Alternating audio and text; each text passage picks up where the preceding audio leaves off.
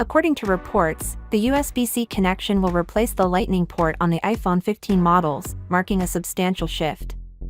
A color-coordinated braided USB-C cord will be included with the upcoming smartphones, according to collector Kasatomi, who specializes in Apple prototypes, as the Lightning port is beginning to slow down after 10 years in terms of power and data transfer rates.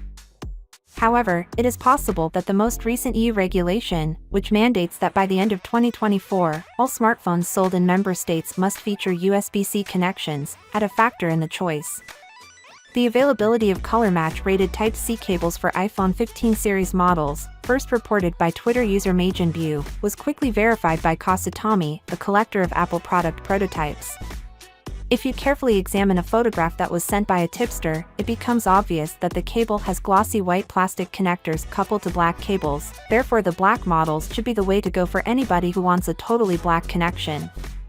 Although the color-coordinated cables are said to include stream relief tubes and a plastic shell on both ends, Krummer has learned from Kasatomi that a variety of fascinating colors will also be offered for the new cables, which are also expected to be 50% longer than those used with the iPhone 15 series.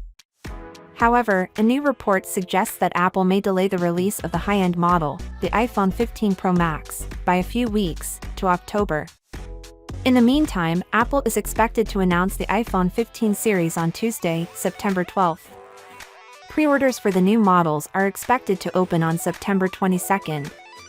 According to the story, which quotes an equities analyst's note, the iPhone 15 Pro Max will include a periscope camera, and Apple supplier Sony won't be able to deliver the image sensor in time for the other iPhone 15 models to arrive.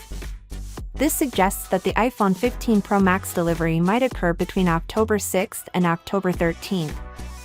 However, the formal announcement of the next generation of iPhones won't take much longer. Finally, what are your thoughts about it?